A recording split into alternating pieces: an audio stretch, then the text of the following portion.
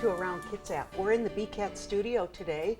My guests are Chris Clark and Debbie Clark, and they are Children of the Nations. But before we talk about Children of the Nations, let's hear Chris and Debbie's background, because they are Kitsap connected.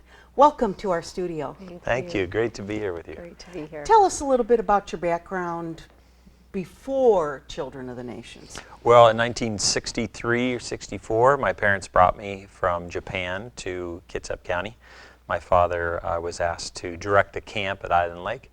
And so we came and we were here during my grade school years up until about age 9, and then we went to Africa.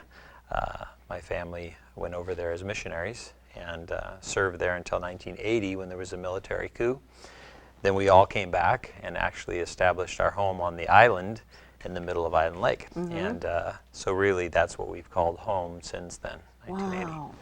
So missionary work is in your blood. Yeah, in your I would family. say that. You know, when I was being raised in it, I didn't want anything to do with it. But, you know, I mean, I'm being extreme, but thought that I would do something different in my life. I wanted to be a pilot because as a child, you know, in Africa, whenever the plane came, it was like Santa Claus. So you always Good look things were forward. coming. Yeah, Good you always things. look forward to the mission plane coming. So I thought, well, that would be fun. And so pursued that for a season. But realized that I wouldn't be a good airframe mechanic where you have to be very detailed with all the little rivets that go into a plane. So during those years I was also working as a camp counselor and at the juvenile hall and really enjoyed that. So I thought I would go into juvenile justice. Seemed to be really good with the wayward child. So then after that season, began to work with Youth for Christ in the Paulsbo area, and actually that's when I met my beautiful wife, Debbie, and worked there for 10 years during kind of our upbringing, if you would put it that way. So. Debbie, what's your background? I actually was born in Bremerton when the hospital was not where the hospital is now, and then raised in Edmonds, Washington, and went to Seattle Pacific University, and my first teaching job was in Kitsap area. I taught at elementary schools here in Kitsap County for a number of years, and I was actually teaching at Suquamish Elementary, one of the elementaries I taught at, when Chris and I were introduced to each other. Good story. Yeah. Great story. You have kids, you have grandkids. And are your children in Kitsap? They are. All three of our kids live here in Kitsap County. And the grandkids do too. So truly this is your base. Yes, yeah, It we is. call this home. You call this Yeah. home. Many times when we're flying 22 hours to get back here from Africa, we wonder, okay, we could live anywhere in the world. Why do we choose Kitsap? But I tell you, we do love it. It's a beautiful place. Yeah, yeah. And it's nice that your kids decided to stay right here Oh, and yes. raise their kids. So, you know, I would think it'd be hard to have kids and grandkids all over the country, and then you'd have to hop all over to visit. So, yeah, it's pretty wonderful. So let's get started about Children of the Nations, this fabulous organization that Chris and Debbie began. What is it? What is Children of the Nations, Chris?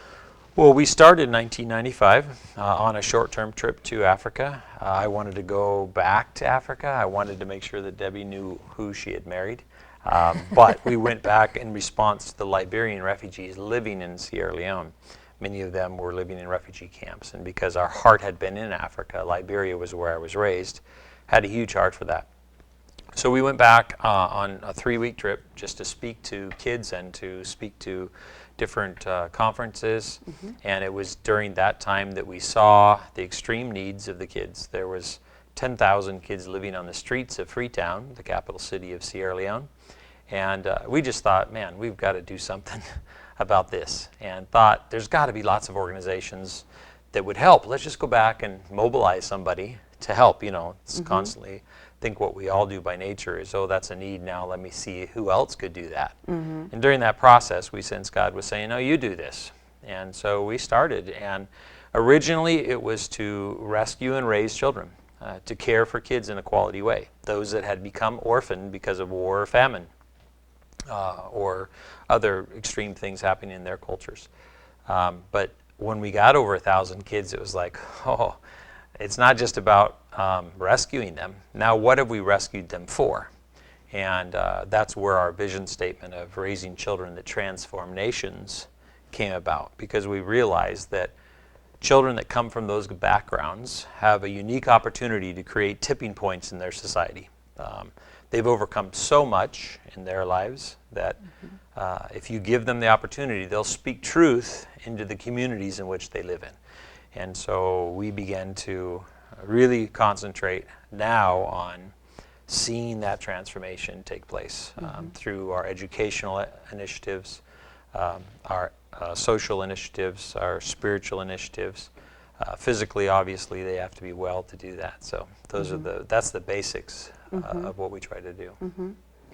So was that what prompted the actual formation of Children of the Nations, Debbie? When, as Chris said, when we first came back from Sierra Leone, and we had tried at that time to come back and find someone else that would help the children of Sierra Leone, because our hearts were so broken by what we had seen. And the more we searched, the more we realized there was other NGOs at that time were withdrawing from Sierra Leone because the war was just about to get much, much worse than it had been previously. So that is what prompted it. And then starting in Sierra Leone, we had no plans really at that time, although my husband is a visionary, had no plans to go into any other countries. We were just focused on Sierra Leone, but it was a short time later that we heard about similar needs in the Dominican Republic with the children there. And then Malawi, East Africa, was the next country that we heard needs. Chris's parents were actually living in Malawi at the time, and as you may know, there was a huge crisis with the HIV epidemic there, and so we, the initial response was because of all the orphans left in the wake of that. And then Uganda was next, and Haiti shortly, or right after the earthquake, we began in Haiti. So Chris, tell us, what was the biggest challenge in getting Children of the Nations off the ground and established? What was the biggest challenge? Well, you know, you'd always say, well, the resource. But I always have looked at it as lack of faith, thinking that God can do anything, and people are capable of anything. So many times it's, you know, you're forced to deal with lots of corruption, lots of issues in countries. You can be overwhelmed by that, and so you can lose your faith in really doing what you're doing. But beyond that, you know, it's the mobilization factor. It's you know, finding the resources that would help provide for the kids, because we don't want it just to be, you know, a handout service. We want to create opportunity within each country that a country can care for its own children. So sometimes that's a big obstacle. How do you find initiatives? How do you find farms that can be productive to grow the food and produce enough for their communities? How do you help to create good health care in their communities? Some of these, because of the values, sometimes the values change outcomes in a negative way. So how do you change some of those values? So, you know, many times we're going into a community that's never had a graduate from high school. Now we have university graduates from those same villages. We have doctors from those same villages. Well, how did that start? Well, it takes a long-term methodology that's consistent, and chipping away at some of those values. So I would say value change also is a huge obstacle, you know. Were you building, constructing buildings also, orphanages, homes for children, medical clinics? Was there construction as well as working directly with children? Yeah, I mean the whole thing. Yeah, you have to. It's A to Z, and when you bring in a child into care, you have to think of all of their needs, not just I'm going to give them a meal. So how do you? That's where we came up with a balanced life: social, mental, physical, spiritual. But you have to have the facility. So we're building entire schools, K through university. We're building homes for children. We're helping in communities that have not had any kind of health care to put small clinics, outreach clinics into their communities. Because we start with the child and work back to the community, but if the child doesn't have clean water, how can they come to school? You know, we wouldn't say the whole community, we would focus on bringing them water. That's one of the results that happens, but we would say for these 300 kids in a village that has been highly affected by war, Ebola, whatever it is, how do you keep them healthy? So those initiatives always involve some kind of construction. Many of the countries we work in, we work with full care children's homes, we call them. We don't call them orphanages, because once our children come into care, they would say, I'm not an orphan any longer, now we have a family. Nice. Oh, I like which that. we love. So, I like that. So obviously there was a need to put up children's homes, and as Chris shared, many of the communities did not even have a school for the children to go to, or in the case of Malawi, for instance, there might be a public school, but you'd find 200 first graders in one classroom. So how can you provide quality education in an environment like that? So a great need for schools where we can make sure the education is quality and the class size is kept as it should be, to really make sure that we're impacting those children to the fullest potential. We would love to partner with the existing services, so in some cases we do work with a local school. Sometimes the educational level of the instructors, so the teachers, is so low. Being a teacher is not a high capacity position normally. So we come alongside of those teachers and help provide extra teaching, extra certification, if you will, because Debbie's a teacher and has mobilized our team. We have a great person here that's local also, Wendy Brown, who's a local administrator in the school system, but now directs our educational department. So, helping to bring teachers from Kitsap County has been huge in creating an opportunity for our teachers to think about practical ways they can impact our children there in those communities.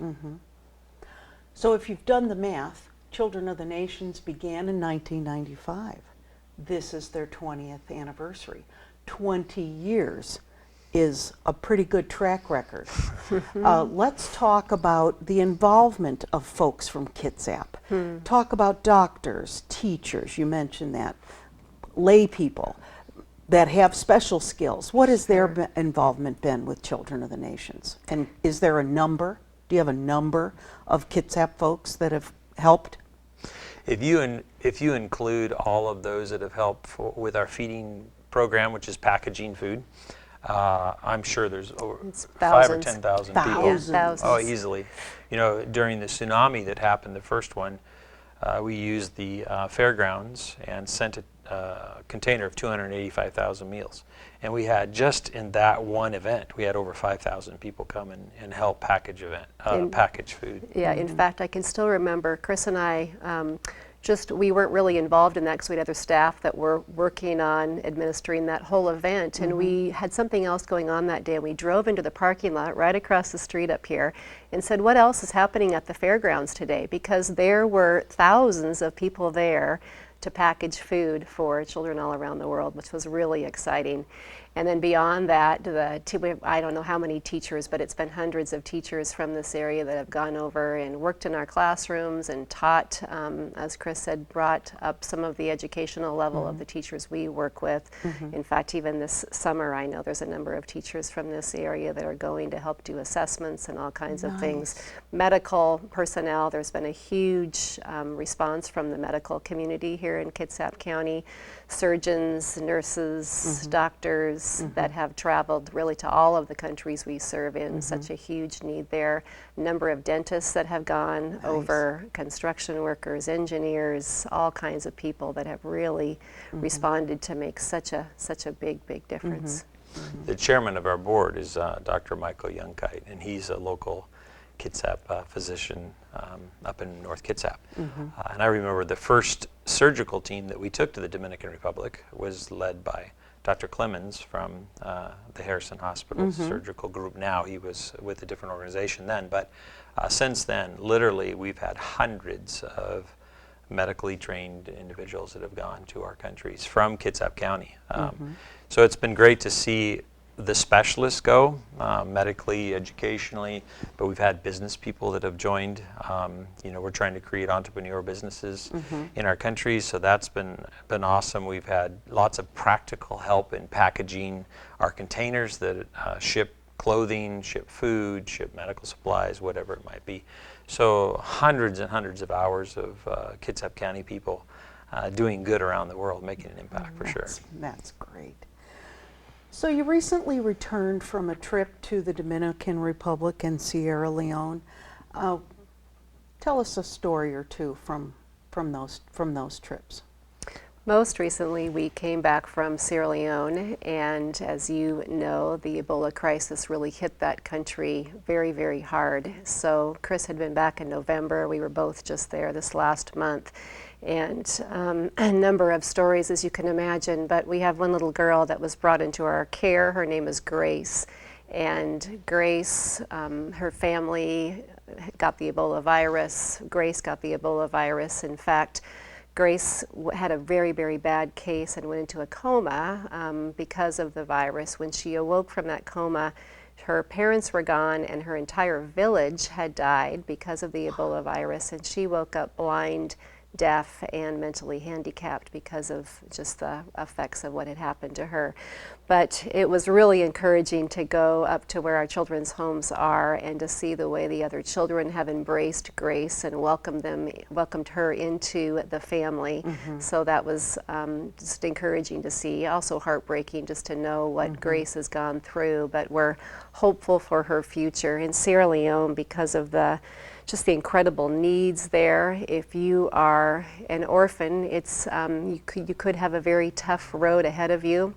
And so we just really are really excited about the way that our children are being cared for and really making an impact, not only in that community, but also in the country. We have some of our first graduates now that have graduated from our program there and really doing just some awesome things to make a difference in that country.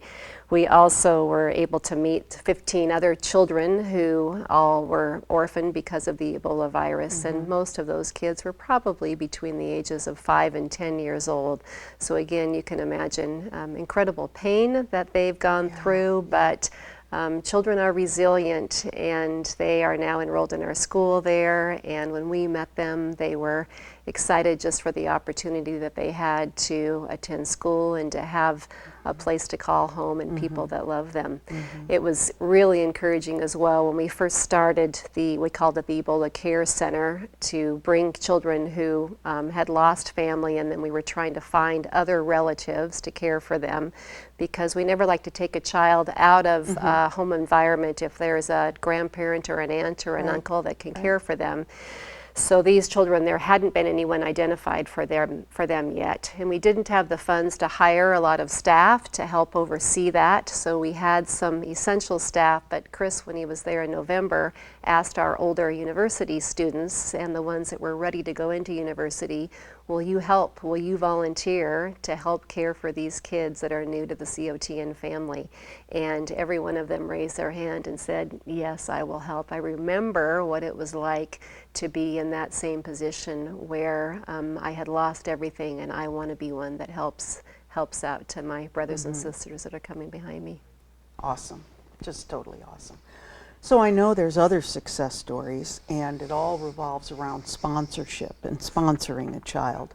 Let's hear a success story. Can you share that, Chris? Yeah, we actually have 2 kids here that are serving at Island Lake Camp for the summer. We believe that a child that is exposed to opportunity, it really changes the way they think in giving back. So for these kids to come into care at an early age, you know, I think of George, who's at Island Lake right now, and he was, I think, 6 or 7 when he came into our care, and he was in our Village Partnership Program. Again, he has a biological family member that has taken care of him, but needed all the support that we could offer to keep him going through school. And this little kid, you know, his eyes are, maybe they call them lazy eyes, they're kind of down, and I thought, this kid, who knows what he will be.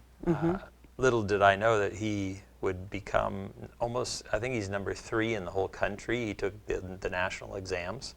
And here's a broken child from a village that, you know, his body was breaking down on itself and couldn't even eat food because of that. And now to see that he's almost number 1 in the country for education. And how old is he now? He's 21. Wow.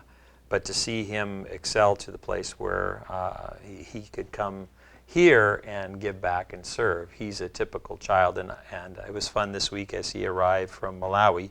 I was talking to him, and I said, well, how are you doing in school? And he says, well, you know, I thank God maybe I'm doing okay. And I said, what do you mean? He says, well, when I took the exam at the university, I scored and I was number 3 on the exam. So I'm hoping that that's a good sign that I will pass my Very humble. pass my Right. classes. So he's one of those. We also have a number of kids that have pursued. We have a program called I Love Baseball in the Dominican Republic, and there's about 200,000 young boys that will leave their homes, leave school because they think they'll be good at baseball. They are good at baseball, but they all are hoping to be a pitcher, and if they're 6 foot tall and can throw at 90 miles an hour, almost instantaneously they can get a scholarship or a bonus of $50,000. So for a kid from a poverty-stricken country, that's pretty impressive. That's pretty good.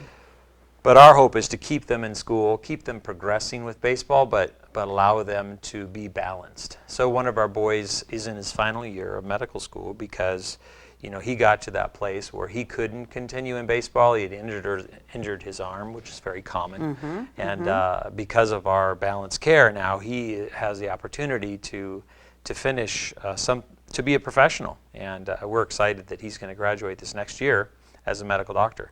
How rewarding is that for him to give back to his community now? And that's one of the things that is unique about Children Nations.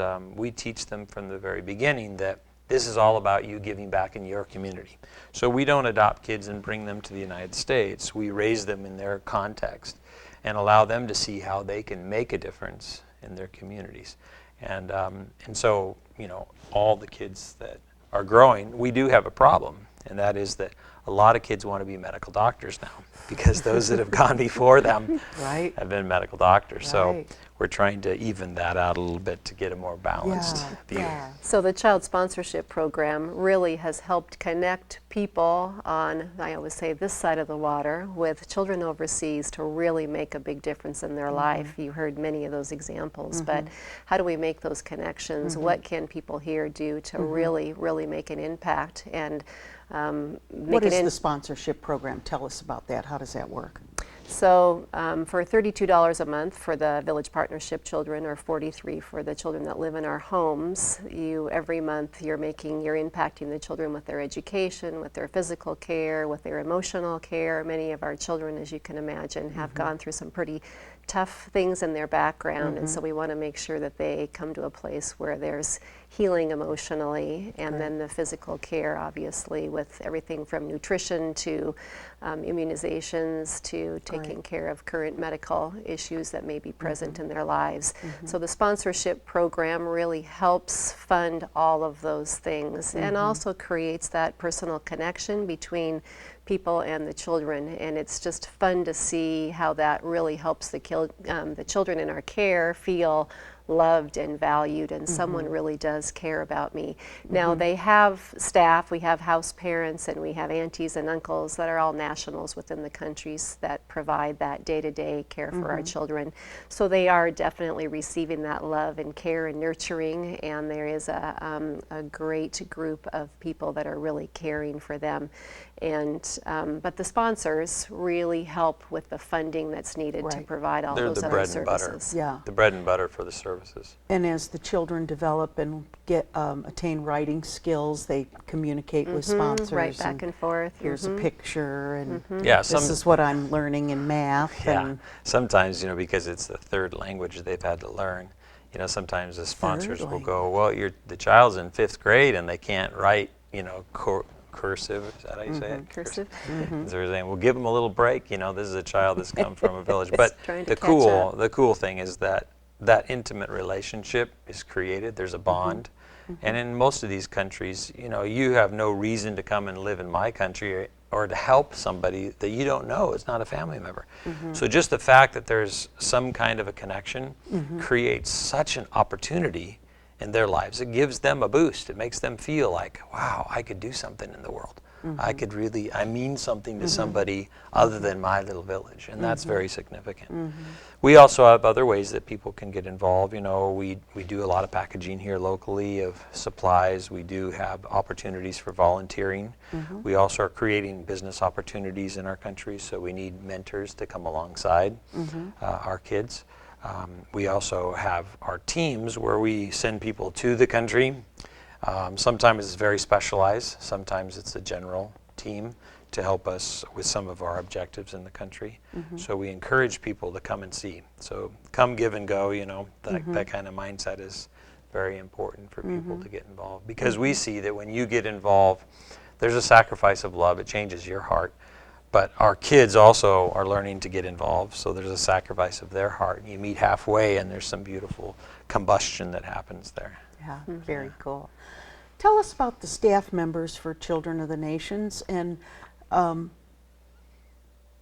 volunteer numbers. We heard about the volunteers from Kitsap, and we understand you're based here. Children of the Nations is based in Kitsap. How many staff people, how many paid employees are there? Well, I have to be careful here because there's some state auditor probably paying attention to that. we have 48 equivalent full-time people here in the United States. Wow. That span across. We've had different communities that have responded. So like Florida, California, here, South Dakota, we have different people around. Nice. Some are in our communications departments. Our main office is here, so we reach out from here to the nation. But we also, in our countries, we have about 400 full-time staff that are local people that work with the kids, individually. But then we've had thousands, again, volunteers, Right. which has really been a value from the beginning. Our hearts have been that we wanted to keep the overhead quite low on this side of the water and really mobilize people, not just because we wanted to keep the overhead low, but because people have a need to give back and people have a need to make a difference and do meaningful work. And so it's been encouraging to see all the people that have stepped up just by hearing the needs and us trying to make that connection of how can we practically, not just by receiving money, but how can we practically get people's hands involved in the work overseas. And in 20 years of service and the number of countries that Children of the Nations is now in, you've got to have more people. More people to help, more people to work, more people to volunteer. So the word is, I think the word's out. About the good work. How can people get more information about Children of the Nations? Of course, we have a website, but come and visit us. You're in Kitsap County, come by our office. We're right off of Clear Creek, right up the road. We don't have a huge sign there, but some people have said to us, yeah, it's the best kept secret in Kitsap County. But we'd love come by, take a look at what we have. Everything's open. There's no hidden agendas or hidden anything.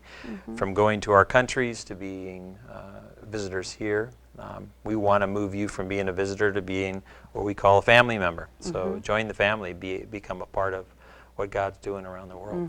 We have a gal in charge of volunteers and trying to figure out what are your skills, what can you lend to this work, and so how, again, can we make that connection?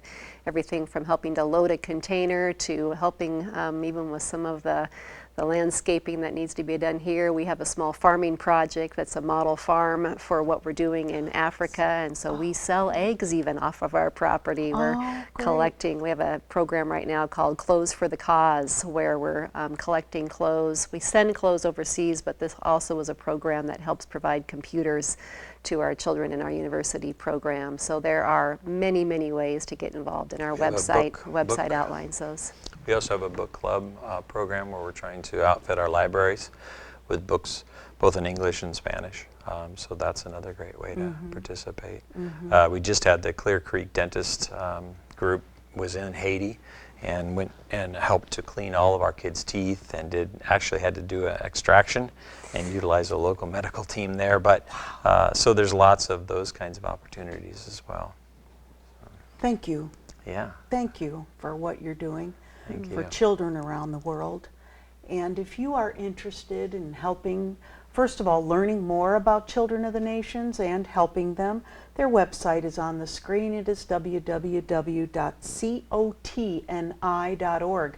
That's Children of the Nations International. There you go. .org. But it is COTNI is the website.